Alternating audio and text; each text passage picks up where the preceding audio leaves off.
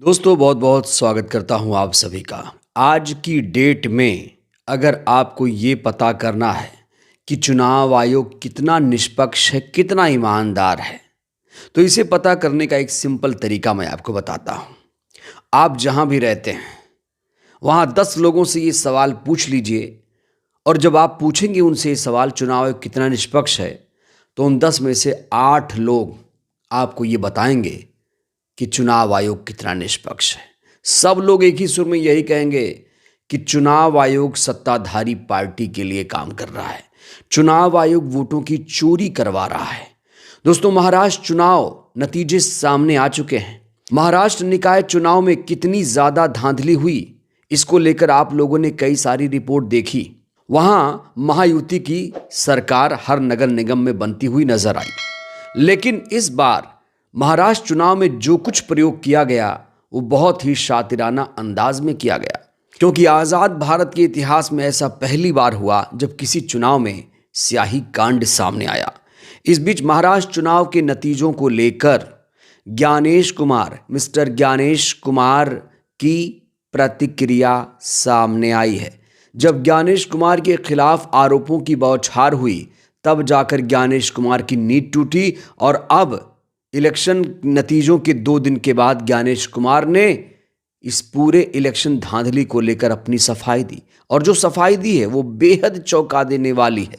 लेकिन इस बीच ज्ञानेश कुमार के खिलाफ कार्रवाई की मांग तेज कर दी गई है। एक ही सुर में सारे नेता यही कह रहे हैं कि ज्ञानेश कुमार वोटों की चोरी करा रहे हैं, ज्ञानेश कुमार के खिलाफ तत्काल एक्शन लिया जाए, ज्ञानेश कुमार के खिलाफ सख्त से सख्त एक्शन लिया जाए। इस बीच महाराष्ट्र के बड़े नेता उद्धव ठाकरे ने ज्ञानेश कुमार के खिलाफ एक्शन को लेकर तीखा हमला बोला। उन्होंने कहा कि जनता को ऐसे चुनाव आयुक्त के खिलाफ कार्रवाई करनी चाहिए।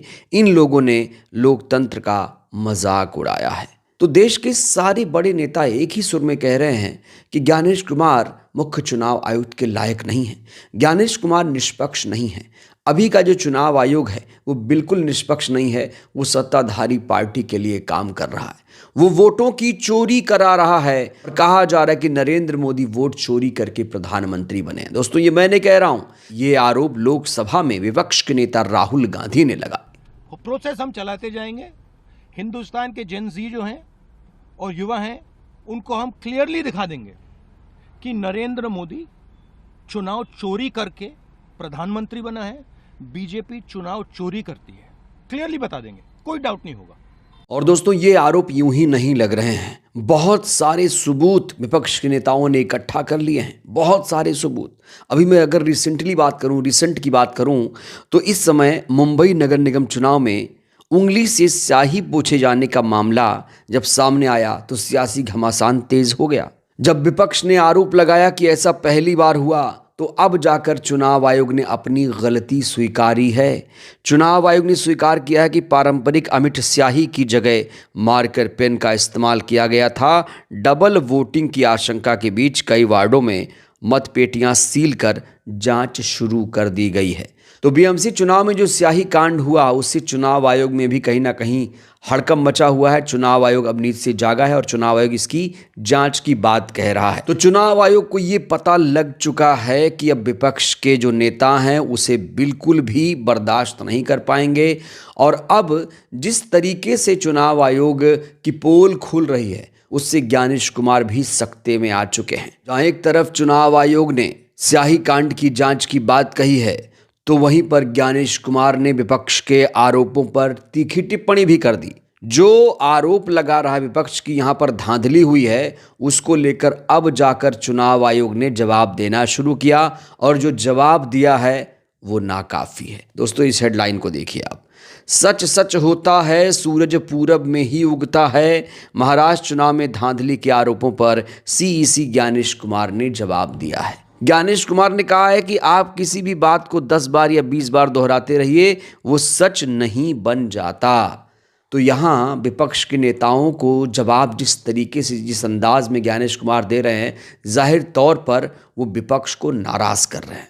विपक्ष के किसी भी सवालों का सटीक जवाब चुनाव आयोग के पास नहीं है। जब विपक्ष स्याही कांड को लेकर सवाल पूछता है तो चुनाव आयोग कहता है जांच करेंगे। जब विपक्ष कहता है कि यहाँ पर धांधली हुई तो कहता है कोई भी धांधली नहीं हुई। जब विपक्ष कहता है कि चुनाव बैलेट पेपर से होना चाहिए तो चुनाव आयोग कहता है ये ईवीएम से ही होगा। दोस्तों, इस बार आप लोगों ने महाराष्ट्र चुनाव का नतीजा देखा होगा।